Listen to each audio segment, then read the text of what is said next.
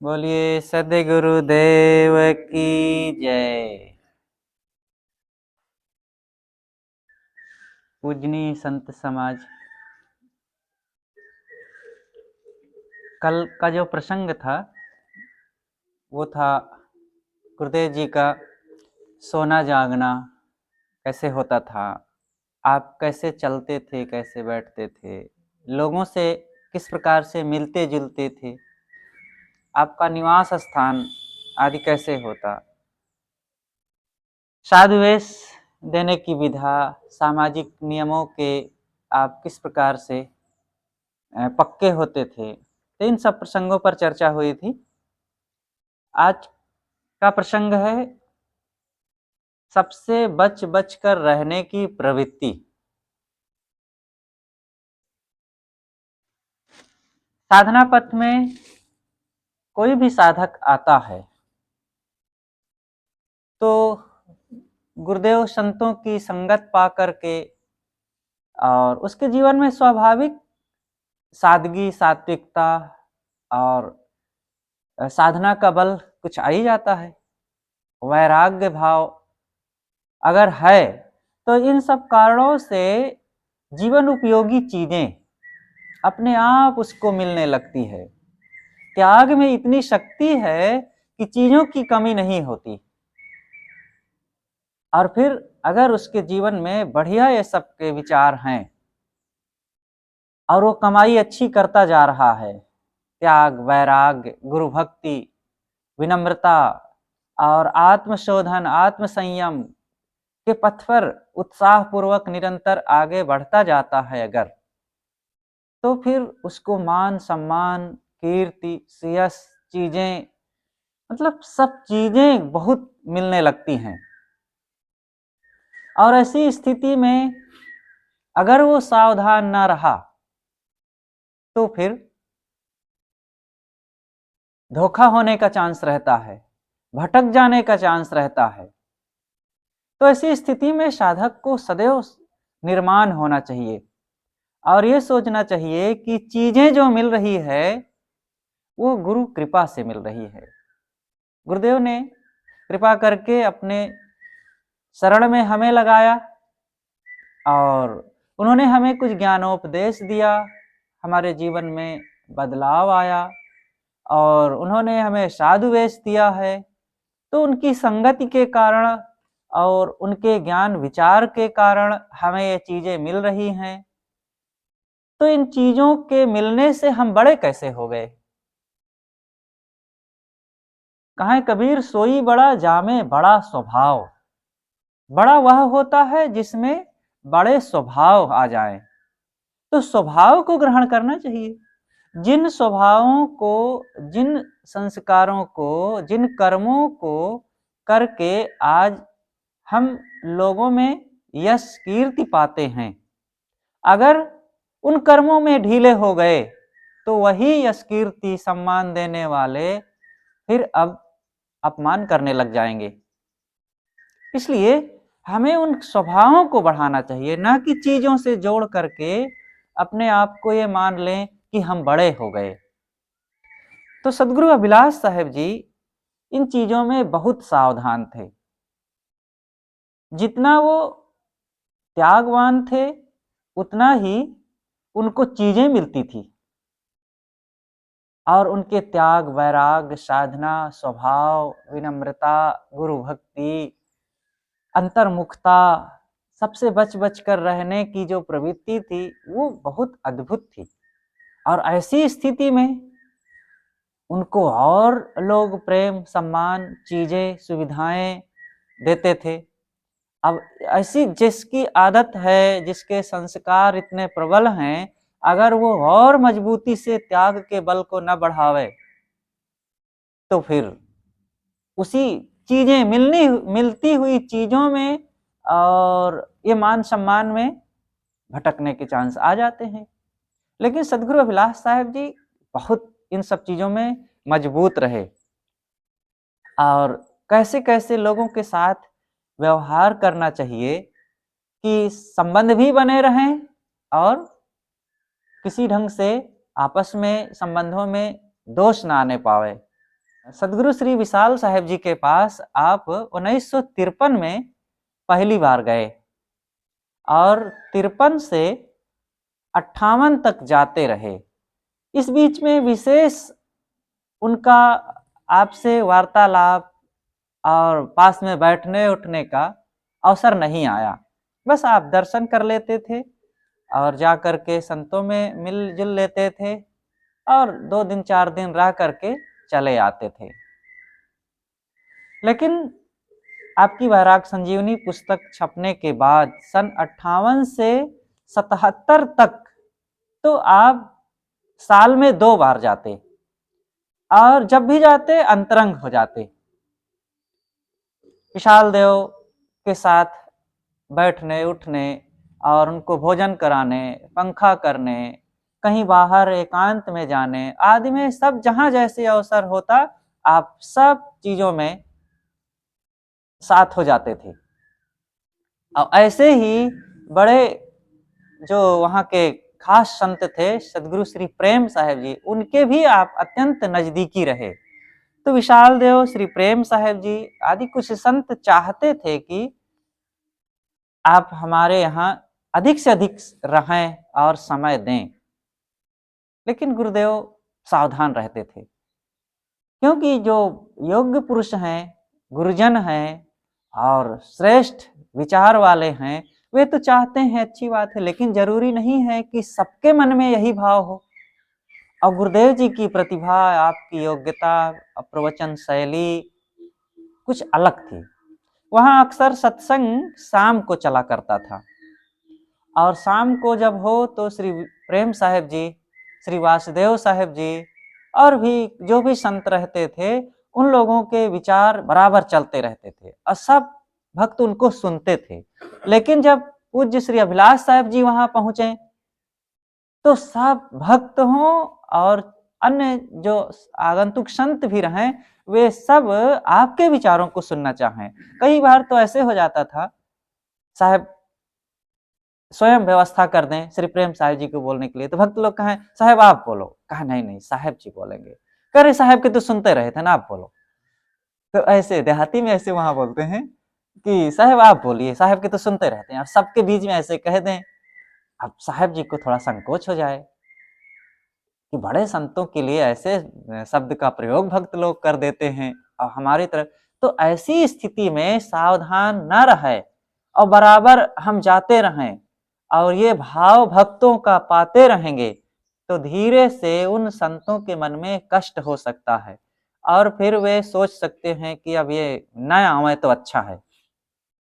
तो इसी स्थिति में साहब जाते, विशाल देव के दर्शन कर लेते, श्री प्रेम साहेब जी के पास रह लेते और 2 दिन 4 दिन में ज्यादा से ज्यादा चल देते थे। ये सावधानियां, ये बच बच कर रहने की प्रवृत्ति है।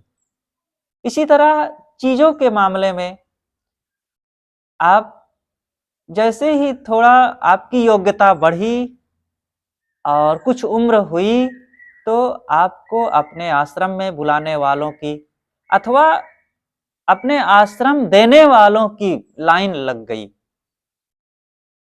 अगर गुरुदेव जी स्वीकारते जाते तो उनके कम से कम 2 से 3 दर्जन आश्रम की शाखाएं हो गई होती, लेकिन आपने ये सब स्वीकारा नहीं। गुरुदेव कहा करते थे कि अगर मैं आश्रम स्वीकार लूं तो फिर मुझे एक साधु को वहां, 2 साधु को वहां, कुछ साधु को वहां भेजना पड़ेगा और फिर सब जगह कुछ जमीन को लेकर के, कुछ और बातों को लेकर लोगों से विवाद कलह कुछ होता रहता है आश्रमों में। अब यही मैं सब जगह निपटाता रहता और फिर साधु लोग परेशान होते कि साहब कहीं हमको वहां ना भेज दें, इसलिए मैंने कभी नहीं स्वीकारा। इधर जमुना पार के तरफ से, ये शायद चित्रकूट मानिकपुर के बीच की तरफ से एक महंत जी आए हुए थे जिनकी 50 एकड़ की जमीन थी और वे पत्र दिए कि साहब आप हमारे आश्रम को स्वीकार लीजिए, आप नहीं स्वीकारेंगे तो ये गृहस्थों में चला जाएगा, हमारे भाई भतीजे सब ले लेंगे और जो विरक्तों की जगह है वो सब बेकार हो जाएगी। गुरुदेव जी नहीं स्वीकारे वे आए, फिर 24 घंटा आश्रम में पड़े रहे और कई बार इस बीच में आकर निवेदन किए कि साहेब जी आप ले लीजिए, आप समर्थ हैं, आपके संत हैं और आप सब निभा लेंगे और ये संतों में आ जाएगी जगह तो सबका बड़ा लाभ होगा। लेकिन यही सोच कर कि झंझट कौन पालेगा, मैं किसको भेजूंगा। और सब संत अपने ढंग से हैं और आज लगे पगे हैं साधन भजन में। अब यही सब में मैं सबको उलझा दूं तो ये ठीक नहीं, फिर गुरु जी स्वीकारे नहीं। फिर वे चलने लगे जब, तो कहें कि साहब आपका कभी भी विचार बदले तो आप मुझे जरूर सूचित करिएगा, अब मैं सब समय तैयार रहूंगा। लेकिन कभी भी गुरुजी उनको ना कुछ पत्र दिए और ना फोन किए कि ठीक है देना चाहो तो दे दो। क्या होगा, चीजें मिल जाएगी, जमीन मिल जाएगी, नाम तो हो जाएगा कि अरे फलाने के इतने आश्रम हैं, इतनी जगह है, लेकिन काम तो हमारा खराब होगा ना। इस बात को कौन जानेगा, साधक स्वयं जानता है अपने दिल की बात और अपनी स्वस्थता को, अपनी शांति को और आप अपनी निश्चिंतता को। अगर वो इस बात के महत्व को समझता है तो बाहर रुपए पैसे धन जमीन और गद्दी महंती और मठ आश्रम इन सब बातों में बहुत उलझेगा नहीं। वो जानता है कि जिंदगी कितनी है, कैसी है, 4 दिन में सब छोड़ के चल देना है। और रही बात संतों को भेजने की, तो जहां संत हैं हमारे जितने हैं यहीं सबको रहने के लिए पर्याप्त है। अब साधन भजन करने के लिए आए हैं कि सब जगह जगह मठ रखवाएं और यही सब चारों तरफ व्यवस्था करते रहें। इसलिए हम अपनी शांति में रहेंगे और जो हमारे साथ हैं संतजन, ये भी शांति स्वस्थता स्वतंत्रता से जीवन जिए, यही उचित है। तो ऐसा सोच करके गुरुदेव जी कहीं भी इन बातों में उलझे नहीं और ना कभी ये सब मठ मंदिर बहुत स्वीकारे। सहज रूप से स्वाभाविक जो कुछ आश्रम हो गए हैं, जैसे कबीर पारख आश्रम सूरत का और कबीर आश्रम इधर नवापारा रायपुर छत्तीसगढ़ का और कुछ ब्रह्मचारिणियों के आश्रम, तो ये सब स्वाभाविक हुए और कोई शाखा नहीं है वे, वो सब स्वतंत्र उनकी संस्था है। शाखा उसे कहते हैं जो सारा हिसाब किताब और उसका कागजी कार्य व्यवहार मेन जगह से हो, तो उसे शाखा कहते हैं। वो तो केवल श्रद्धा प्रेम से चलते रहे, गुरु जी को मानते थे और वो सबकी अपनी अपनी अलग अलग संस्था है और वहां लोग चलाते थे। तो ये 2 3 4 5 आश्रम जो हैं साधिकाओं के और संतों के हो गए, तो स्वाभाविक उसमें गुरु जी को कोई झंझट नहीं रहती थी।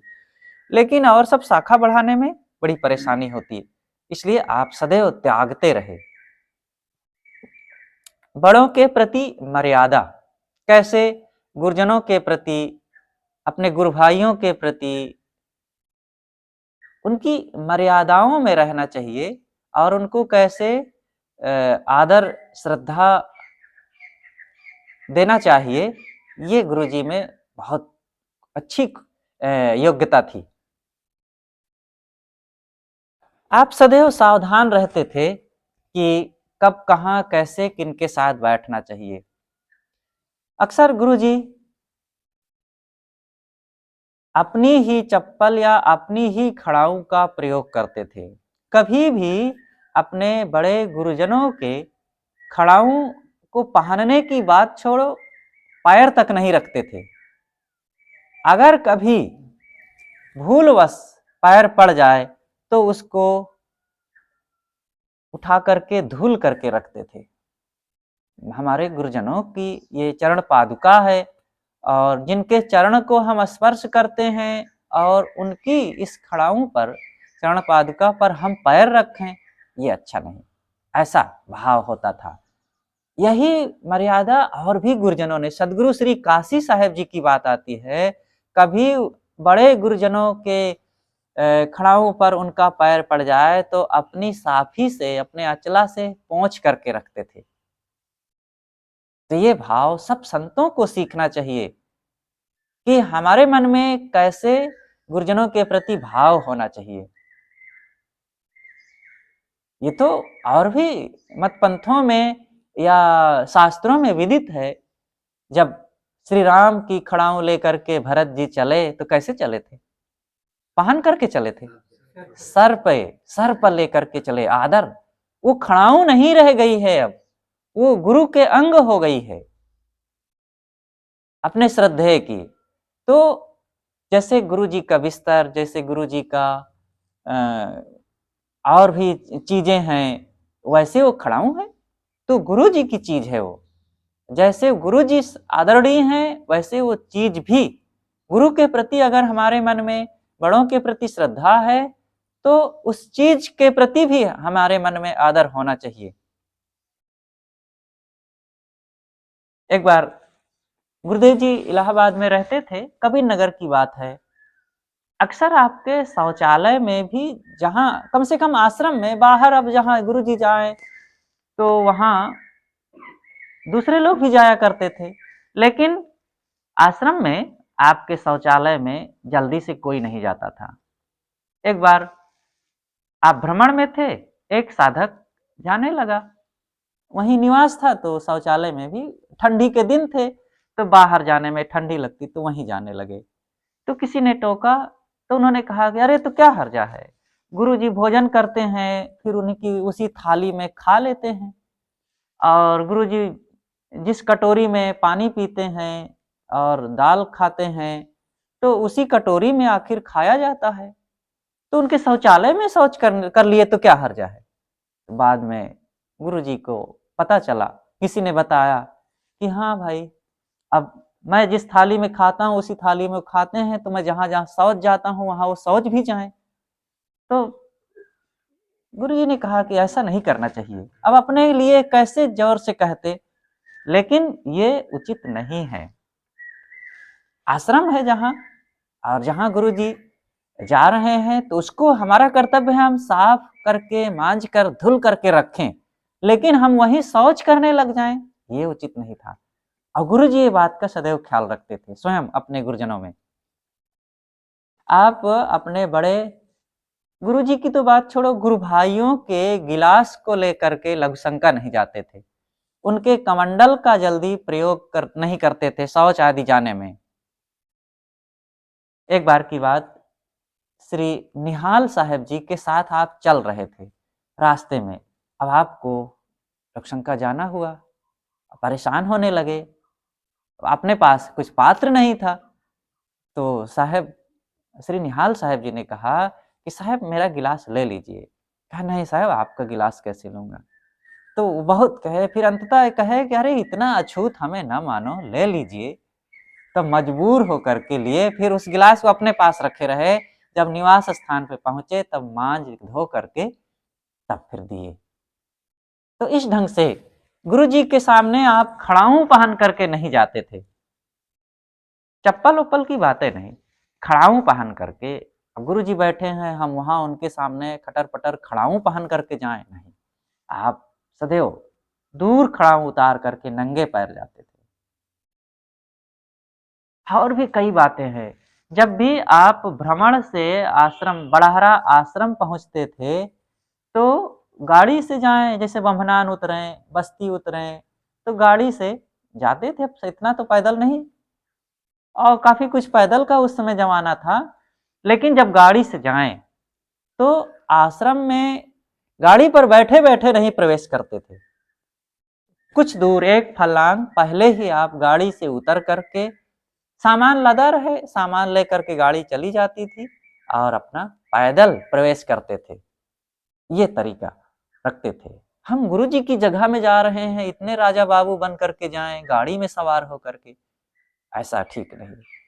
आपने कैसे अपने अपने स्वभाव, अपने इन स्वभावों को तैयार किया, ऐसा तो कोई उनके सामने करने वाला भी नहीं था कि उसको देख करके करें, लेकिन अंदर में आपके जो प्रेम श्रद्धा भक्ति होनी चाहिए और जो पढ़ा लिखा है उसका जीवन में उपयोग करते थे। बड़ों का नाम लेकर के जल्दी से आप नहीं पुकारते थे, बड़े गुरुजन हैं, अमुक साहब इधर आ जाइए, अमुक साहब आप चले भोजन कर लें, ऐसा कभी नहीं बोलते थे। किसी भी बात को लेकर के आप साहब जी, गुरु जी या किसी भी ढंग से आदर सूचक शब्द का प्रयोग करते थे, नाम नहीं लेते थे। और जब भी आप गुरुदेव जी के पास जाते, खाली हाथ कभी नहीं जाते थे। अक्सर अलग जाना पड़ता था। अब गुरुजी कहीं हैं, आपको कार्यक्रमों में जाना पड़े या काशी प्रकाशन कार्य में जाना पड़े, तो समय-समय से गुरुजी के पास आना हो। सद्गुरु विशाल देव के पास तो जाते ही थे, अपने गुरुजी के पास अनेक बार बराबर आना-जाना होता ही रहता था। जब भी आप जाते थे, खाली हाथ नहीं, कुछ फल, मिठाई, पैसे, फूल ज़रूर लेकर जाते। और जितना संभव हो, जब संयोग पड़े तो गिलास में शुद्ध पानी लेकर के जाते थे और उनका चरणोदक लेते। बंदगी करने के बाद आप गुरुजी का चरण स्पर्श जरूर करते थे। ये छोटी-छोटी बातों का ख्याल, एक बार एक फोटो लगा हुआ है इलाहाबाद में अभी भी, और भी मैंने बड़ाहरा आश्रम में देखा, वो पुराना फोटो। इलाहाबाद में तो शायद अब वो खराब हो गया है, यहाँ अमनिया हाल में प्रीतम नगर में लगा था। तो पहले का, जब आपकी उम्र शायद उस समय 34-35 साल की रही होगी, तब का फोटो है। समाज के साथ खींचा गया है। सब लोग हैं, एकदम दिग्गज सभी संत दिख रहे हैं। उसमें गुरुजी अलग ही एकदम अच्छी पर्सनालिटी और बहुत अच्छा शरीर उनका था। तो उसमें जो दिख रहे हैं सब गुरुजी बैठे हैं, सदगुरु श्री राम सूरत साहिब जी बैठे हैं और सब लोग खड़े हैं। तो सब लोगों का जो फोटो है उन सब से गुरुजी का हट करके है। सबके बीच में होते हुए भी सब लोग ऐसे खड़े हैं, देख रहे हैं, और गुरुजी की तरफ देखते हुए हाथ जोड़कर खड़े हैं। एकदम अलग ही उनका हर जगह पहचान हुआ करती थी। ये मर्यादा, ये प्रेम, ये श्रद्धा, ये भक्ति, जब उनकी बातें सब याद आती है तो एकदम दिल भर जाता है। वृद्धों से विशेष प्रेम। आप वृद्धों के प्रति कैसे भाव रखते थे? वृद्ध ही तो समाज के दर्पण है और वे ही तो सब प्रकार से अनुभव, ज्ञान और संसार को देख करके उनके पास वो संपत्ति है जिनसे हमें प्राप्त हो सकता है। और उनसे हमें यह भी सीखने को मिलता है कि शरीर देखो कैसे जा रहा है। कभी भी वृद्धों का आप उपहास नहीं करते थे, उनके प्रति अनादर भाव नहीं रखते थे और उनके लिए लापरवाही का भाव नहीं रखते थे कि अरे ठीक है, इनका ऐसे ही है। सेवा का भाव संतों के लिए तो रखते थे, जो आ जाएं, भक्त लोग हैं, आपसे मिलने जुलने आवे, उनके लिए भी आप विशेष प्रेम देते थे, सहयोग की भावना रखते थे। कभी आ जाएं तो उनके लिए हाथ पकड़ के उठाना पड़े तो आप बड़े प्रेम से उठा देते थे। तो ये सब आपके स्वभाव में था। आपकी मित्रता ज्यादा वृद्धों से ही हुआ करती थी। पूर्व आश्रम में रहते हुए भी आपकी उम्र जब 10-15 साल की होती थी रही, तो आपके मित्रों की उम्र ज्यादातर 50, 60, 70 साल की हुआ करती थी। उन्हीं के पास बैठना उठना ज्यादातर हुआ करता था। वृद्धों से ही तो नीति, धर्म और शास्त्र की बातों का लाभ मिलता है और उन्हीं से जीवन की वास्तविकता का ज्ञान होता है। कुछ लोग ऐसे होते हैं जो बुढ़ापे में भी चंचल होते हैं। उन्होंने कमाई नहीं किया जीवन की और जिंदगी को बस खाने पीने, देखने सुनने और इंद्रिय भोगों में ही बिताते रहे और मन उनका संसार में भटकता रहा। और ऐसा करने से वे फिर अपने ही घर परिवार से तिरस्कृत होते गए। बुढ़ापा को सुखद बनाना भी एक बहुत बड़ी कला है। जैसे जैसे शरीर बदलता जाता है, वैसे वैसे हम अपने स्वभाव, कर्म, विचार और आचरणों को बदलते चलेंगे, तभी बुढ़ापा अमृतमय हो पाएगा। नहीं तो ये बुढ़ापा दुखों से भर जाता है। इस बात को गुरुजी समय से कहा करते थे कि जैसे कच्चे आम चिकने जरूर होते हैं लेकिन खट्टे होते हैं, और पके आम शिकन भरे जरूर होते हैं लेकिन वे मीठे होते हैं। ऐसे ही नौजवान सुंदर बहुत दिखते हैं लेकिन सुंदरता क्या करेगी, क्योंकि उनके अंदर अभी वो परिपक्वता नहीं आई, मिठास नहीं आई, समझदारी नहीं आई, अधकचरे होते हैं। और बूढ़े, वो उनका चेहरा उतना सुंदर नहीं है, कमर ढीली हो गई है, चाम में झुर्रियां पड़ गई हैं, बाल पक गए हैं, ये सब जरूर है, लेकिन फिर भी उनका मन परिपक्व है, अनुभव अनुभव रस से वे भरे हुए हैं। लेकिन दुख के साथ कहना पड़ता है कि कितने ऐसे बूढ़े हैं कि वे कड़वे हो जाते हैं, मिठास उनमें नहीं रह जाती, क्योंकि वे मिठास की कमाई नहीं किए। वही खर खर भर भर, वही क्रोध, वही उत्तेजना, तो ऐसी स्थिति में वे कैसे सुखी रहेंगे।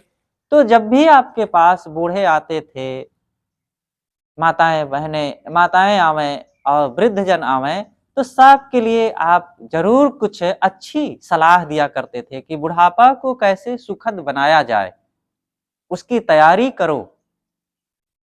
बिना तैयारी के जैसे फसल खराब हो जाती है, बिना तैयारी के जैसे कोई आयोजन निष्फल हो जाता है, वैसे बिना तैयारी के बुढ़ापा दुखद हो जाता है। वो कहते थे जब कोई आ जाए तो कि भाई समय निकाला करो अपनी साधना के लिए, मन की शांति के लिए कुछ भजन करो। और चादर हो गई बहुत पुरानी, ये शरीर सदैव एक साथ एक समान नहीं रहता है, स्थितियां बदल जाती है। इसलिए जब तक रोग, बुढ़ापा और मृत्यु दूर है, अंतर्मुखता का काम करो। जो लोग हैं, बाल बच्चे और घर परिवार, धन संपन्नता, शरीर की योग्यता, ये सब छूट जाने वाली है और इन प्राणी पदार्थों से दूर चले जाना है। इसलिए जब तक शरीर में शक्ति है, कुछ शांति साधना का काम करो। कोई बचा नहीं सकता है काल से हमें, हमारा कर्म ही हमें बचा सकता है। शरीर तो जाएगा लेकिन हम भवसागर से बच सकते हैं, डूबने से। तो अक्सर कहा करते थे, उनका तो ये सूत्र वचन रहता था कि नौजवानों को 1 घंटा अपनी शांति साधना के लिए समय निकालना चाहिए, और जो 40 से ऊपर हो गए हैं उनको 2 घंटा, और जो 50 से ऊपर हो गए हैं उनको 3 घंटा समय निकालना चाहिए, और जो 60 से ऊपर हो गए हैं तो जितना हो सके 4 घंटा, और जितना हो सके पूरा समय साधन, भजन, अध्ययन, मनन और सत्संग में दें। लेकिन यह भी कहा करते थे कि जो घर परिवार में रहते हैं बूढ़े लोग, वे घर के कुछ कार्यों में भी हाथ बटावें, जैसे कि झाड़ू लगा लेना, बच्चों को पढ़ा देना, समय से बच्चों को संभाल लेना। ऐसा करेंगे तो शरीर भी ठीक रहेगा और बहू बेटे भी खुश हो जाएंगे। और ये काम नहीं करेंगे और साधन भजन भी नहीं करेंगे तो फिर बकवास करेंगे, और फिर इससे उनका मन खराब होगा और बहू बेटों को भी बुरा लगेगा। जब भी कुछ बोले ज्ञान विचार की चर्चा करें, और बहुत मोह माया में डूबे ना। अब थोड़ा सा बच्चों को संभालने की बात है तो ऐसा थोड़े है कि कंधे पर लिए उनको हरदम ढोते रहें और उन्हीं के हाथ मुंह और नाक धोने में लगे रहें। नहीं, थोड़ा सा कर दो फिर अलग हो और अपना काम करें। अब आपने अपने बच्चों को पाल पोस दिया है, ये बहुत हुआ। अब आपका बच्चा अपने बच्चे को पाले पोसेगा, पढ़ाई लिखाएगा, रात दिन उसी में चिपके ना रहें, अपना काम कब करेंगे। इस प्रकार से आप बूढ़ों को कैसे उनका समय अच्छा बीते, कैसे वे शांतिमय अपने अवस्था को बिता सकें, ये सब सलाह दिया करते थे। और ये भी कहते थे कि अपने हाथ में कुछ रखो भी। अब आप बड़े उदार बन करके अपने बच्चों में सब बंटवारा कर दिए। 3 बेटे हैं आपके और सोचते हैं कि सब बाँट दें, पता नहीं कब हमारा शरीर छूट जाए, नहीं आपस में लड़ जाएँगे, बिगड़ जाएगा हमारा सब जोड़ा हुआ। अब आपने अपने लिए कुछ नहीं बचाया, तो फिर धोखा हो सकता है। तो कहते थे कि ठीक है, जैसा हो, बाँटना हो बाँट दो, लेकिन अपने पास में भी कुछ रखो। और जब अपने पास रहेगा तो समय से संतों में जाना हुआ, कहीं दान पुण्य करना हुआ, अपने बेटी या और कोई अतिथि आए हुए हैं, कुछ खर्च करना है अपने तरीके से, तो अपने पास रहेगा तभी कुछ कर सकेंगे। नहीं तो छोटी-छोटी बात में हर काम के लिए 2-2 पैसा आप अपने बच्चों से हाथ फैलाते रहेंगे, तो आप स्वयं दीनता का अनुभव करेंगे। इसलिए कुछ रखो। तुम्हारा हक है, जिंदगी भर जिस बाल बच्चों के लिए कमाए हो, क्या तुम्हें उसका उपयोग करने का हक नहीं है? तो यहाँ पर गुरुजी अक्सर एक कहानी सुनाया करते थे। कहानी है, संभवतः है कि ये घटना होगी कि एक बूढ़े सज्जन थे, उनके 3 बेटे थे और बेटों की शादी हो गई और वे समय-समय से कहते कि पिताजी ज़माना खराब है, सब अब हम आपकी सेवा कर ही रहे हैं, बड़े अच्छे थे, सब सेवा करते थे। तो ऐसा भाव रख करके बच्चों की बात मान लिए, बच्चे यही कहते कि पिताजी अब बँटवारा हो जाए और क्या करना है? आपके रहते-रहते हम सब भाई लोग आपस में प्रेम से रहें अपनी-अपनी जगह में। तो ये भी सोचे अच्छी बात तो है, बाँट दिए और सोचे कि क्या है इतने अच्छे योग्य बेटे हैं, मैं अपने लिए क्या रखूँ? बाद में फिर उसको बाँटने में इनको दिक्कत होगी। तो 3 हिस्सा लगा दिए, अब मुझे खाने को मिल ही रहा है और चाहिए क्या? 2 रोटी और धोती चाहिए और वो मिलेगा, ये दे ही रहे हैं इतने योग्य बेटे। और सब बाँट दिए, अपने लिए कुछ ना रखे। कुछ दिन तो खिलाए-पिलाए और साल 6 महीना बीता जब, तो अब लोगों में अपना-अपना घर, अपनी-अपनी ज़िम्मेदारी और व्यस्तता दिखने लगी। अब पिताजी को कौन पूछे? अब बेचारे कभी वहाँ जाएँ, तो कभी वहाँ जाएँ, तो कभी वहाँ जाएँ तो अभी बना ही नहीं भोजन अथवा बचा ही नहीं इनके लिए, परेशान होने लगे।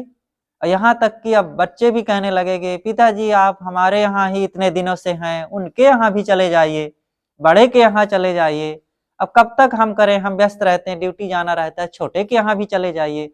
अब अब उनको खिलाने में, अपने पास रखने में भी दिक्कत होने लगी। अब बेचारे भटकने लगे यहाँ से वहाँ, वहाँ से वहाँ। तो बहुत परेशान हुए, समय से भोजन ना मिलता। एक दिन अपने एक मित्र के पास गए, मित्र से अपनी बातें कहे कि मित्र मैं बहुत परेशान हूँ अपने घर गृहस्थी से।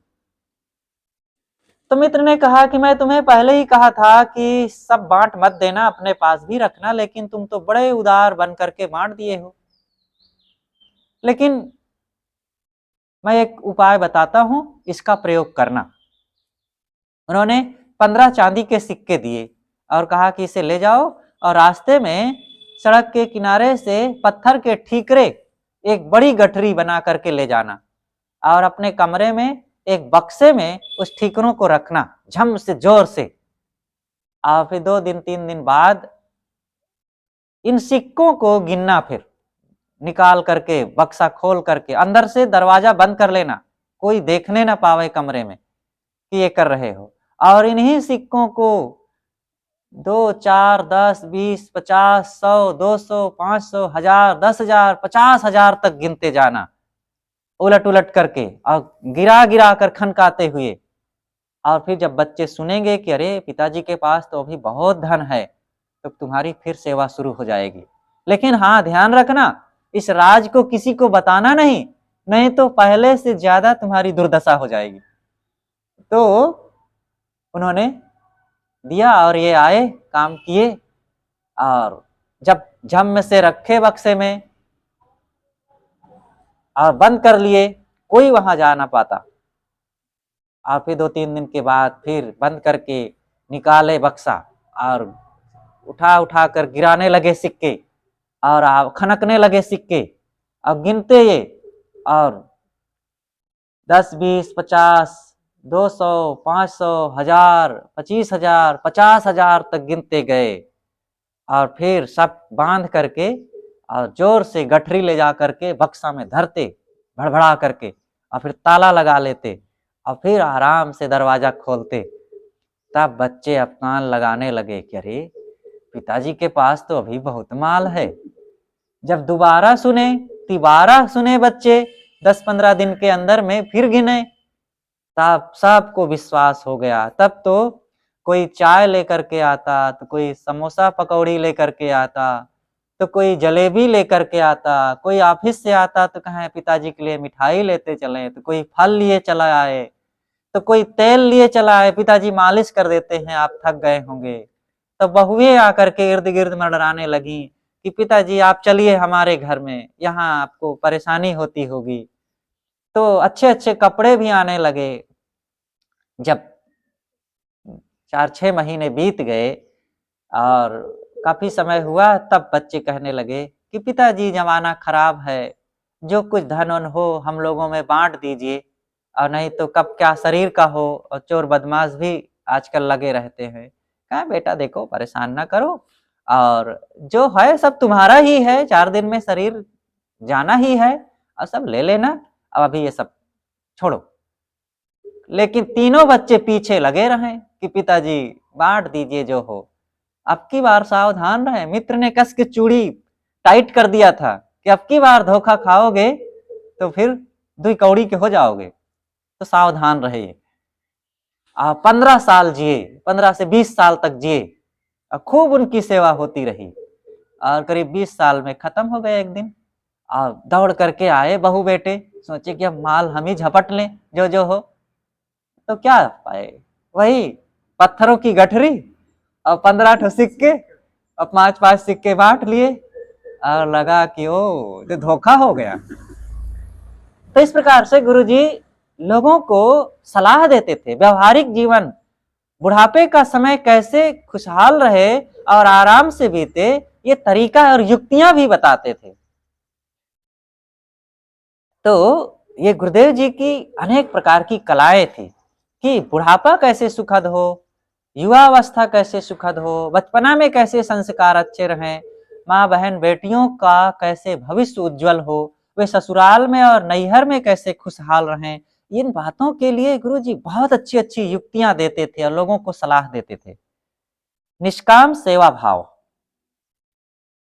आप की सेवा भावना तो थी ही, लेकिन अपेक्षा रख करके नहीं, निष्काम, जहां जैसे आ जाए समय, केवल अपनों के लिए नहीं, बड़ों के लिए नहीं, परायों के लिए, छोटों के लिए, शिष्यों के लिए जो सेवा भाव करे, उसकी महानता में तो और 4 चांद लग जाते हैं। बड़ों की, गुरुजनों की, गुरु भाइयों की, तो वृद्धों की तो लोग कर ही लेते हैं सेवा, लेकिन पराये लोगों की और फिर अपने ही शिष्यों की सेवा करना और बड़ा कठिन होता है ना। लेकिन गुरुजी यह भी कर लेते थे जब अवसर जैसा समय पड़े तो। एक बार की बात है, यह सन 65 के आसपास की बात है, गुरुदेव जी को हाइड्रोसील हो गया था और आपको ऑपरेशन कराना था। तो अयोध्या में एक हॉस्पिटल है, श्री राम हॉस्पिटल, और वहां पर वो संतों की तरफ से हॉस्पिटल चलता है, तो काफी कुछ मुफ्त सेवा हुआ करती थी। आपके पास ज्यादा पैसे भी नहीं होते थे, अच्छी सेवा होती थी वहां, और आश्रम की तरफ से संतों के लिए तो लगभग फ्री ही होती थी। तो वहां पर ऑपरेशन कराए, एडमिट थे, और बड़ा, जिस वार्ड में आप थे उसी वार्ड में बहुत लोग थे, आप वहां रह रहे थे। रात्रि में एक बूढ़ा व्यक्ति जोर से कराह रहा था और चिल्लाया, रात में करीब 12-1 बजे। कोई उसका सहायक वहां ना आ सका। कुछ देर तक तो आप सुनते रहे, लेकिन जब वो परेशान रहा, चिल्लाता रहा, बुलाता रहा और दर्द के मारे परेशान रहा, तो आपका ऑपरेशन हुआ था, उस समय चलने के लिए डॉक्टर मना किया था, लेकिन जब उसकी आवाज बढ़ती जा रही थी, उसकी तकलीफ, तो आप धीरे से उठे और संभालते हुए उसके पास गए और पूछे क्या बात है। कहे मुझे लघुशंका बहुत लगी है, ठंडी के दिन थे, अब वो बिस्तर पर कर दे तो रात में ठंडी के मारे परेशान हो जाए। अब कोई उसके पास था नहीं कि उठा के, वो उठ सकता नहीं था। तो गुरुजी उसका पात्र रखा था, उसमें उसे कराए और करा करके लघुशंका बाहर जाकर फेंक करके आए और फिर अपने बिस्तर पर आप खुद सोए और वह भी फिर आराम से सो गया। और ये बात शायद हनुमानगढ़ी के महंत जी भी वहां एडमिट थे और वे रात में देख रहे थे। सुबह फिर वे खुद उठ करके आपके पास आए, कहे महाराज मैं रात में आपको देख रहा था कि एक अपरिचित व्यक्ति किसी गृहस्थ को उसकी तकलीफ पर आप सह न पाए, खुद आप तकलीफ में हैं, चल नहीं सकते थे, लेकिन किसी तरह गए और उसकी सेवा किए। आप धन्य है महाराज, आप जैसे तो मैं सोच भी नहीं सकता था कि मैं जा करके करूं, लेकिन आप ऐसी स्थिति में वहां गए और उसकी सेवा किए और उसके पात्र में करा करके फेंक भी आए। बहुत एकदम वो भाव विभोर हो गया और झुक गया उनका सिर। इस प्रकार से आप सेवा भाव में आगे रहते थे। आपके पास कोई वृद्ध मिलने के लिए आता था, वो पूर्व में चर्चा हुई कई घटनाओं की, आत्मा प्रसाद अस्थाना की, और भी एक बार एक वृद्ध सज्जन फैजाबाद सुल्तानपुर से आए थे, मैं था उस समय। उनका नाती 60 साल का था, नाती था कि पोता था, मतलब बेटा का बेटा था, तो 60 साल का था। अब उनकी उम्र समझ लो कितनी हो गई रही होगी बाबा की, 123 साल के वे थे। और गुरु जी के पास वो दर्शन कराने के लिए लाए, अपनी स्कूटर में बैठा करके। ये सन 2002 का शायद समय रहा होगा। तो गुरु जी खुद मिलने के लिए उससे बाहर आए और उससे बात कर रहे थे। जहां अब उनको उठाना पड़े तो गुरु जी खुद जाकर के उठावें और कुछ सहारा दे दे, बात करें। एक बार आश्रम प्रीतम नगर आश्रम में थे गुरुदेव जी, श्री उदार साहब जी की बात है। वो बीमार थे और काफी कई दिनों से पहले तकलीफ उनको रही, तो समय समय से गुरुजी ये सदैव ख्याल रखते थे कोई भी बीमार हो जाए, गुरुजी का कोई चाहे शिष्य हो और चाहे भक्त हो, आश्रम में है, पास में है, तो आप उसके पास जाते थे। और समय समय से एक बार दो बार तो दिन में चले ही जाते थे, मिल आते थे, देख आते थे, कुछ पूछ आते थे क्या तकलीफ है, और जो कुछ उचित सलाह हो उसको देते थे और अन्य लोगों को देते थे कि इनकी ऐसी सेवा होनी चाहिए, और जरूरत पड़ने पर स्वयं भी कुछ कर देते थे। तो गुरुजी भोजन करके दोपहर को नीचे टहलते थे, एक बार जा करके देख आते थे कहाँ क्या है कैसे, थोड़ा टहलना भी हो जाता था और संतों का समाचार भी मिल जाता था। तो उधर घंटी बज गई, सब संत भोजन करने चले गए, उधार साहब बिस्तर पर थे, बीमार थे, उनके पास जाकर के बैठे कुछ बात ही कर रहे थे और करते करते जोर से उनको उल्टी आ गई और उनका बिस्तर पूरा खराब हो गया। अब गुरुजी वहीं हैं, तुरंत फिर उनको संभाले और फिर नीचे गए, एक तसला लाए और उस तसले में उनका सारा जो कचरा उल्टी किए थे उठा के भरे अपने हाथ से और उनको किनारे करके फिर उनकी चादर बदले और फिर ले जाकर के कचरा, तब तक और संत जन आ गए, फिर उसको जाकर के फेंके। इस प्रकार अपने शिष्य के लिए भी ऐसी सेवा करना, ये अद्भुत बात है। छोटी छोटी बातों के लिए भी गुरुदेव जी बहुत सावधान रहा करते थे। अपने साथियों को, अपने लोगों को, जो कोई भी हो, स्वयं सावधान रहे और उनको भी सजग रखते थे कि कैसे व्यवहार करना चाहिए। अक्सर आपके पास से कमंडल हुआ करता था और भी कई चीजें होती ही थी, कहीं आना जाना हो तो कहीं टेबल पर रखना पड़े। जमीन में अक्सर गुरुजी अपनी चीजों को रखना पसंद नहीं करते थे, जमीन कैसी अशुद्ध है, कौन क्या वहां किया है, थूका है, आया गया है, जूता चप्पल पहन करके उधर से गुजरा है, तो ये सब नहीं। तो अक्सर आपका कमंडल हो या और कोई चीज हो तो ऊंची जगह में टेबल पर या ताखा में रखना होता था, लेकिन रखते समय आप सावधान रहते थे कि टेबल के किनारे ना कोई रख दे, या ताखा में कहीं रख रहे हैं ऐसी जगह ना रख दे कि गिरे और खराब हो जाए। अक्सर टोकते रहते थे कि सावधान रहो, ये चीजें संवेदनशील है, इसको उचित स्थान पर रखो, बीच में रखो। तो इन सब छोटी-छोटी बातों के लिए एक बार आपकी सेवा में श्री गुरछेम साहब और श्री भूषण साहब, जिनका आज नाम श्री देवेंद्र साहब है, ये लोग थे। तो बाहर कार्यक्रमों में थे। आपकी टेबल साफ करते समय श्री गुरछेम साहब जी से थोड़ी सी चूक हो गई, और एक घड़ी थी गुरुजी की टेबल पर, कई सामान हुआ करते थे। एक टेबल घड़ी हुआ करती थी जिसमें आप समय देखते थे, प्रवचन के समय या अन्य समय में टाइम देखते थे, और वो घड़ी गिर गई और गिरने पर उसका ढक्कन टूट गया। अब वो परेशान हो गए कि कैसे मुझसे चूक हो गई और गुरुजी का सामान खराब हो गया। तब तक गुरुजी आ गए, एकदम ये हैरान, थोड़ा उदास रहे। तो गुरुजी पूछे कि बेटा क्या हो गया? कहा मेरी भूल से ये घड़ी गिर गई और ये इसका ढक्कन का कुछ अंश टूट गया है, और थोड़ा सा भावुक जैसे होने लगे। तो गुरुजी उनको तुरंत गले से लगा लिए और पीठ थपथपाते हुए कहते हैं, अरे बेटा कोई बात नहीं, टूट जाने दे। अरे घड़ी है, इस घड़ी से तू बहुत ज्यादा मूल्यवान है, और तुम कहे उदास हो रहे हो? घड़ी फिर आ जाएगी और इसकी चिंता ना करो। अब बड़े प्यार से संभाले, और फिर अन्य समय में फिर बात किए कि बेटा मैं इसीलिए कहा करता हूं कि हर कार्य के लिए सावधान रहो। छोटी छोटी बातों के लिए कब कौन सी चीज कहाँ रखना चाहिए, और रख रहे हो तो कैसे रख रहे हो, और उसको रखने का परिणाम क्या होगा, ये सब सावधानी रखना चाहिए। सावधान रहने से फिर बाद में अगर वो बिगड़ भी गई, किसी कारणवश टूट भी गई, हानि भी हो गई, तो पछतावा नहीं होता है। और लापरवाही किए, असावधान रहे, तो चीज तो बिगड़ेगी, लेकिन फिर पछताने से, दुखी होने से कोई हमें नहीं रोक पाएगा। असावधानी रखे, किसी अन्य कारण से कुछ बिगाड़ हो गया, तो फिर मन में कोई कष्ट नहीं, चीज जाए जाए, लेकिन मन नहीं खराब होता है। इसलिए सावधान रहा करो। तो ऐसे समझाए। हानि लाभ से ऊपर, गुरुजी सदैव इन छोटी बातों में भी हानि लाभ उनको नहीं बहुत सताती थी।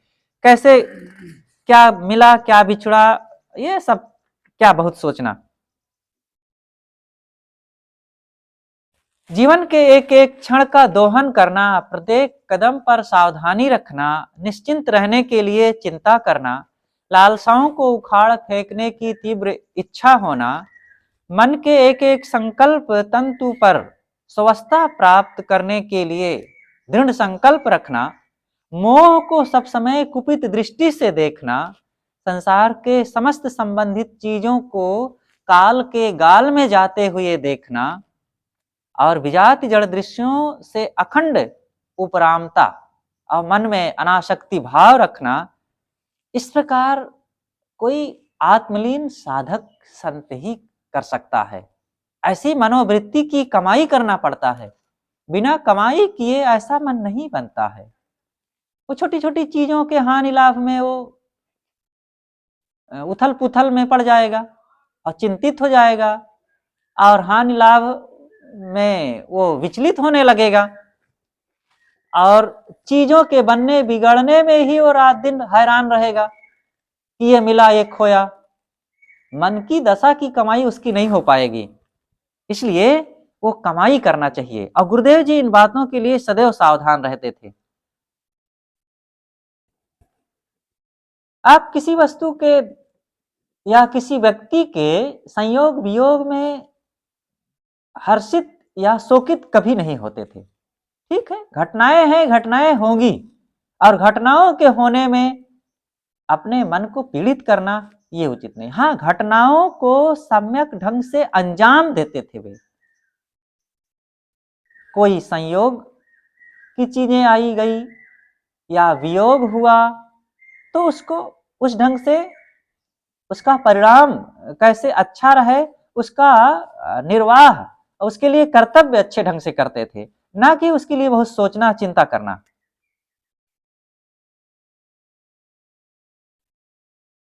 गुरुदेव जी को यहाँ की कोई भी अनुकूल प्रतिकूल घटना विचलित नहीं करती, क्योंकि सभी मिली हुई चीजें एवं उनके आधार या अपनी मानी हुई देह ये सब परिवर्तनशील है, सब क्षणभंगुर है। एक बार सदगुरु श्री विशाल साहेब जी ने आपसे यही पूछा था कि तुम्हें कुछ हानि तो नहीं लगती। पहले थोड़ी चर्चा हुई थी, याद है आप लोगों को? विशाल देव ने पूछा था कि तुम्हें कुछ हानि तो नहीं लगती है। गुरुदेव जी ने कहा था कि गुरुदेव आपकी कृपा से और आपके सानिध्य आशीर्वाद से अब ये समझ में आया है कि कोई हानि लाभ नहीं है। लोगों को हानि सदैव सताती रहती है, धन हानि, घर हानि, मान हानि, पद हानि, पुत्र हानि, शरीर हानि, स्वास्थ्य हानि, ये सब हानि सताती रहती है। और इस हानि के कारण आदमी विचलित रहता है, भयभीत, चिंतित, शोकित बना रहता है। लेकिन जिसने इन हानियों को देख लिया कि ये मेरे स्वरूप से सर्वथा भिन्न है और ये संसार में तो ऐसा होना ही है, ये तो परिवर्तन होना ही है, ये घटनाएं हैं, और घटना को घटना जिसने मान लिया फिर उसको हानि नहीं लगती है। और सदगुरु अभिलाष साहेब जी इन हानि लाभ से बहुत ऊपर उठ चुके थे। कभी कभी गुरुदेव जी के पास जो लोग आते आपके स्वभाव से परिचित नहीं रहते थे, तो वे आपसे पूछ लिया करते थे कि साहब आप अपनी संस्था के बारे में कुछ सोचे हैं, आपके बाद क्या होगा,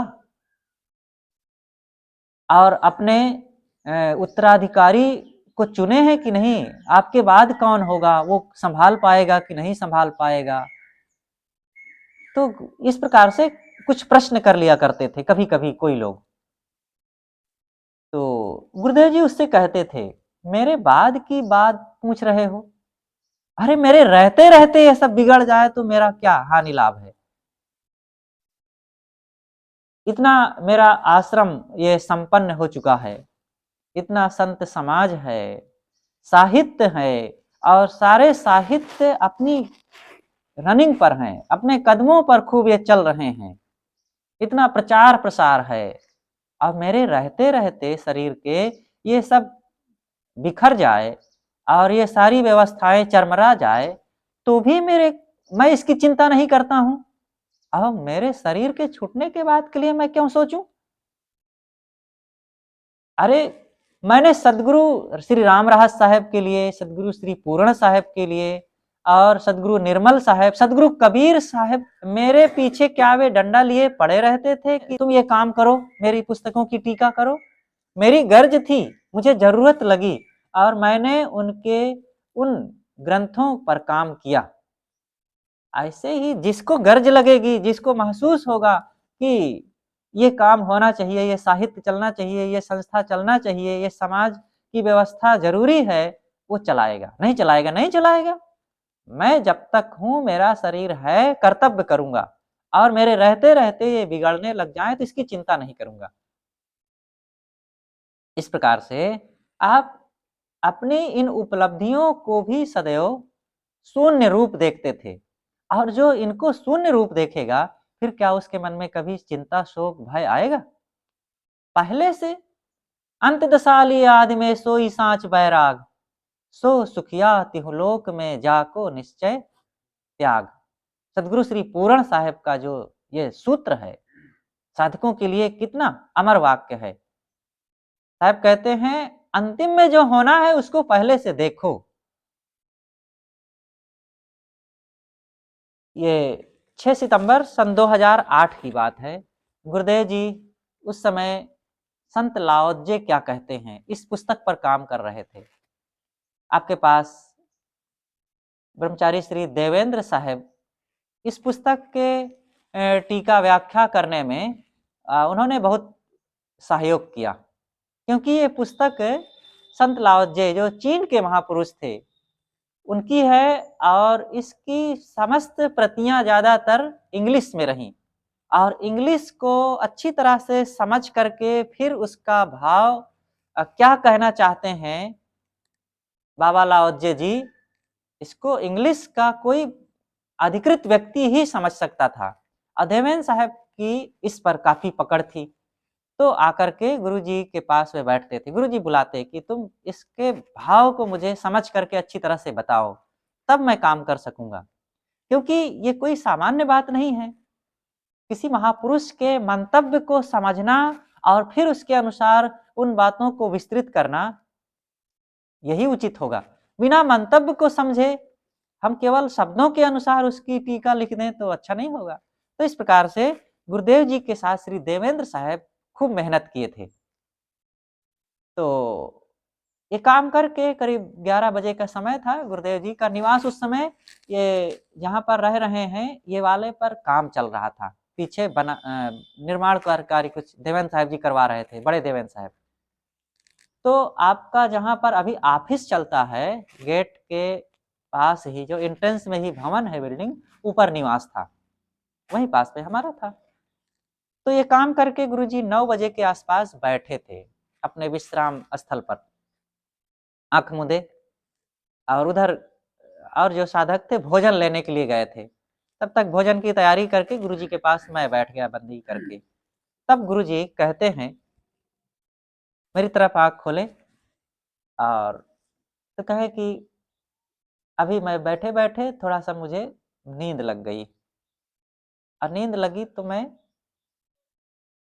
शायद स्वप्न देखे या कहे कि कल्पना कर रहा था, कल्पना में कि मेरा शरीर छूट गया और लोग चारों तरफ से मुझे घेरे हुए हैं। कोई दुखी है, कोई कुछ कह रहा, कोई कुछ कह रहा, शरीर कैसे छूट गया। और कुछ लोग अब तैयारी कर रहे हैं शरीर को ले जाने की, और आश्रम सब तितर-बितर हो रहा है। तो बस यही भाव में मेरा मन था और अपने आप में मैं शांत था, निश्चिंत था। लेकिन तुम आ गए और आँखें मेरी खुली, देखा कि सब तो है अभी। लेकिन मेरा मन तब भी वैसा, अब भी वैसा, कुछ नहीं। तब फिर वे कहते हैं कि मैं गुरुदेव जी के पास आया और ये सब काम किया, बढ़ता गया, लोग बढ़ते गए, साहित्य बढ़ता गया, आश्रम की व्यवस्था हुई, आश्रम काफ़ी कुछ प्रगति पर हो गया, इतनी सारी यहाँ पर चल-अचल संपत्ति इकट्ठी हो गई और ये सब बढ़ता गया। और इन सब बढ़ने से मेरा क्या लाभ हुआ? अगर मैं साधना में ना रहूँ, अपनी दशा में ना रहूँ, तो इन सब के बढ़ने से तो मैं अंदर से तो खोखला हो जाता।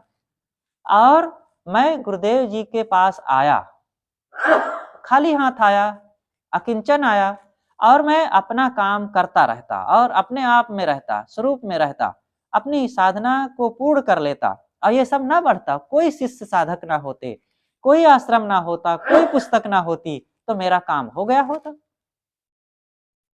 ये तो सब एक्स्ट्रा ही दिख रहा है ना। इन सब से मेरी शांति साधना का कोई संबंध नहीं है और मैं सब समय यही देखता हूँ। इस प्रकार से सदैव गुरुदेव जी की जो चित्त वृत्ति थी, स्वरूपाकार रहा करती थी। आत्मलीनता की दशा उनकी हुआ करती थी। तो ये एक जीवन मुक्त साधक का उद्गार था। आप सोचते भी जो थे, सपना भी देखते थे, तो आपका सपना भी ऐसे ही हुआ करता था। शांत, स्वरूपस्थ, जीवन मुक्ति, विदेह मुक्ति, और हर हाल में आपकी दशा आत्माकार होती थी। इसलिए हम सबको भी ऐसे महान ज्ञानी, महान आत्मलीन, मुक्त आत्मा पुरुष से, जो उनका चलता फिरता एक महान विश्वविद्यालय और चलता फिरता मुक्ति का एक जीवंत उदाहरण दिखता था, जले हुए मेंथल की तरह। जैसे मेंथल जल जाने के बाद भी प्रकाश देता है, वैसे ही शरीर में रहते हुए भी शरीर में ना रहने की अवस्था में वे रहते थे और आत्मलीन रहते थे। ऐसे महापुरुष की बातों को, घटनाओं को, उनकी शिक्षाओं, उपदेशों को हम सबको मनन चिंतन करना चाहिए और अपने जीवन में भी इसका भरपूर लाभ लेना चाहिए, क्योंकि यही जीवन का उद्देश्य है। और यह कमाई अगर हमारी हो गई तो फिर हो गया काम, और यह कमाई नहीं हुई तो फिर लाखों लोग हैं जो बहुत कमा रहे हैं बाहर और अंतिम में निराश उदास यात्सामि मुस्तो यथा लब्ध्वापि च बहुलाभान् चिरं भुक्त्वा सुखान्यपि रिक्तहस्तश्च नग्नश्च यात्सामि मुस्तो यथा।